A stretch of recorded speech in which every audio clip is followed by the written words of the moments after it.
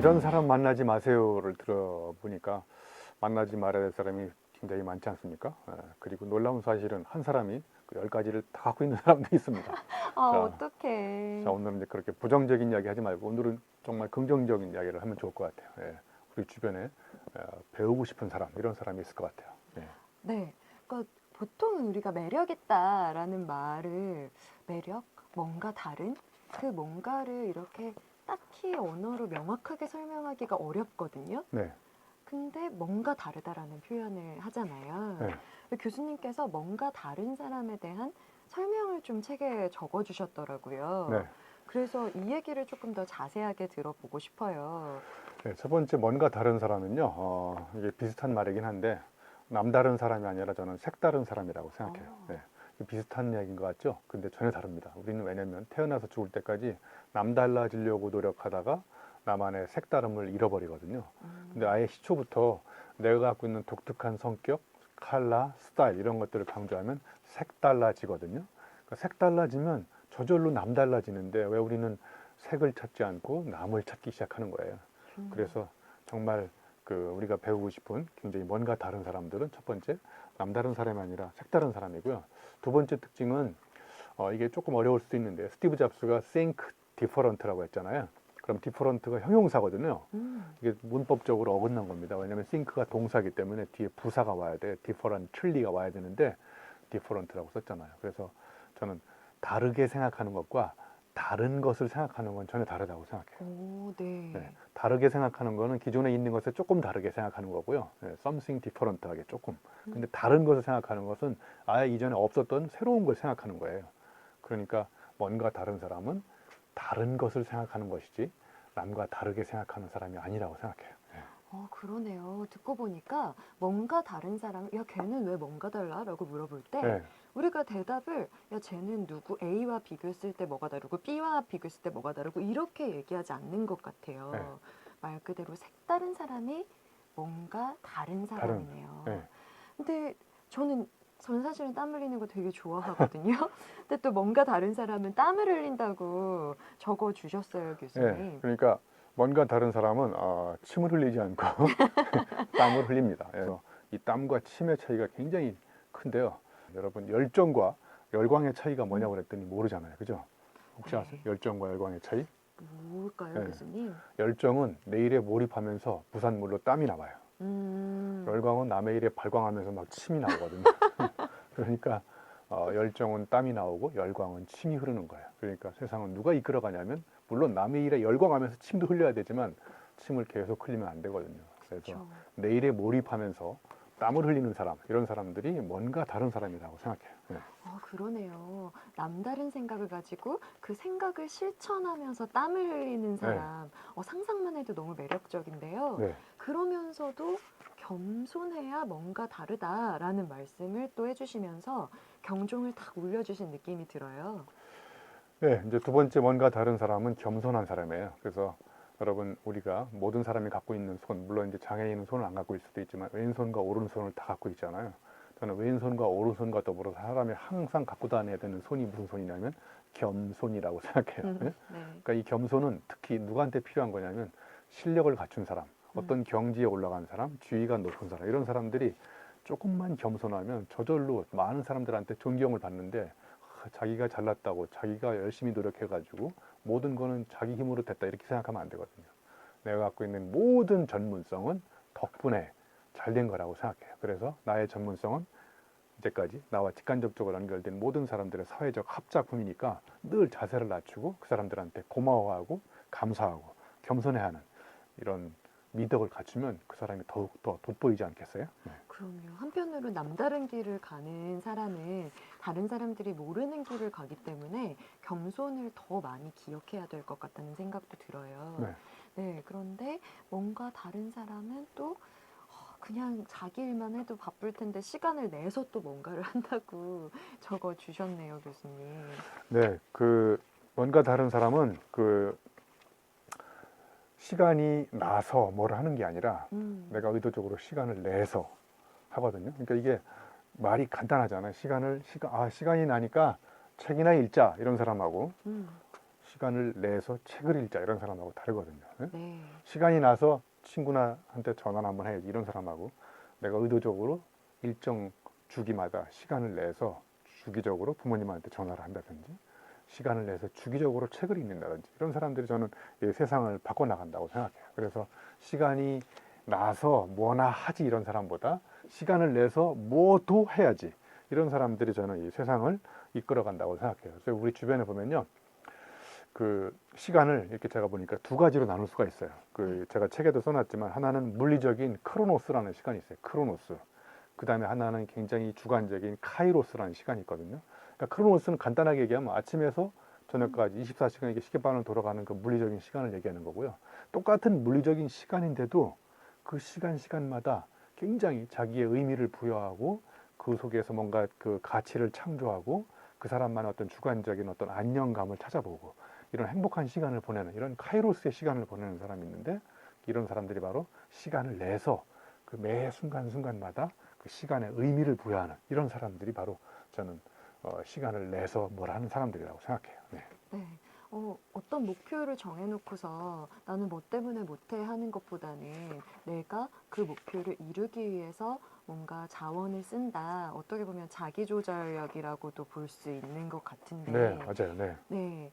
그런 자기조절성을 갖고 있는 사람이 뭔가 다른 사람이다. 라고 말씀해 주시는 거 보니까 그 제가 너무 좋아하는 운동심리학이랑도 좀 맥이 닿아 있는 것 같습니다. 어, 저는 굉장히 공감해서 봤던 측면이 이거였거든요. 뭔가 다른 사람은 지금부터를 소중하게 생각합니다. 뭐 시행착오가 사람마다 누구나 하게 마련이지만 네. 항상 지금부터를 생각하는 사람, 뭔가 다른 사람일 것 같아요, 교수님. 네. 그러니까 이 성공하는 사람, 뭔가 다른 사람, 성취한 사람들은 지금까지 내가 어떻게 살아왔는지 이런 거에 얽매이지 않고요. 지금까지 내가 비록 실패했고 좌절했고 뭐 불우한 인생을 살았어도 지금부터 마음을 다잡고 다시 시작하면 되는 거거든요. 그래서 제가 좋아하는 말 중에 끄트머리라는 말이 있어요. 끄트머리. 예, 이게 놀랍게도 끝과 머리가 합쳐져서 끄트머리가 된 거예요. 그러니까 그 끝에서 머리가 있는 거잖아요. 그러니까 머리는 시작이거든요. 그러니까 예를 들면 저 6박 7일 동안 250km 마라톤을 뛰면 그 마라톤 40km의 끝, 오늘의 끝에서 내일 다시 거기서 출발이 시작되잖아요. 월말, 월초, 연말, 연시 이런 것처럼 그래서 우리가 지금까지 노력을 했는데 의도했던 대로, 기대했던 대로 성과가 안 난다고 좌절하지 마시고 그건 딱 접고 지금부터 어제와 다른 방법으로 노력을 하는 사람, 이런 사람들 저는 뭔가 다른 사람이라고 생각해요. 네. 네. 이제부터 또 열심히 공부를 해야 되겠다라는 네, 다짐이 생깁니다. 뭔가 다른 사람은요, 잔머리를 쓰지 않고 몸을 움직인다고 또 적어 주셨어요. 네, 이게 아주 간단하게 비교하면 세상은 두 가지 부류의 사람으로 나눌 수가 있어요. 한 사람은 책상에 앉아가지고 머리를 요리조리 잔머리 굴리는 사람. 책상 머리, 요리조리, 잔머리 다 머리 안 좋은 머리들이거든요. 근데 나가서 뭔가 하는 사람이 뭔가 다른 사람은 이리저리 몸을 움직여가면서 시행착오도 겪어보고 그러니까 요리조리 앉아서 아이디어가 안 떠오를 때 책상을 박차고 나가서 이리저리 시도를 해보세요. 그러면 시행착오가 일어나는데 사실은 시행착오가 다음에 이 판단착오를 줄일 수가 있어요. 그래서 제가 좋아하는 그 불행 피하기 기술이라는 책에 보면 이런 말이 나오거든요. 앉아서 깊게 생각하는 이 숙고는 그 손전등에 불과하지만 나가서 이리저리 행동해 보는 것은 전조등이다. 그러니까 앉아서 생각해봐야 아이디어가 요 가까이밖에 비출 수 없는 손전등밖에 안 되지만 나가서 행동해 보니까 멀리까지 생각지도 못했던 이 빛을 비출 수 있는 아이디어가 나온다는 거예요. 네, 교수님의 이 메시지 덕분에 저도 인사이트를 얻어서 저희 회사 이름은 머리 쓰는 HRD가 아니라 몸 쓰는 HRD거든요. 뭔가 행동하고 시행착오를 겪고 또 그 시행착오 끝에 새롭게 떠오르는 여러 가지 더 좋은 대안들이 또 우리를 발전하게 만들고 뭔가 다른 사람으로 만들게 되는 것 같아요. 네. 근데 계속 이제 뭔가 다른 사람으로 올라가고 발전하고 성장하는 얘기를 하다가 갑자기 반전되는 내용이 나와서 저는 네. 깜짝 놀랐어요. 뭔가 다른 사람은 내려오는 연습을 하네요. 네, 예전에 제가 쓴 책 중에 내려가는 연습이라는 책을 썼는데 제가 이제 발견한 위대한 저 나름대로의 통찰은 정말 위대한 성취를 이룬 사람들의 굉장히 중요한 공통점은 잘 올라가기도 하지만 잘 내려오더라고요. 네? 그러니까 비행기도 여러분 이륙할 때 사고가 많이 날까요? 착륙할 때 사고가 많이 날까요? 착륙할 네, 때요. 그러니까 내려올 때 사고 많이 나잖아요.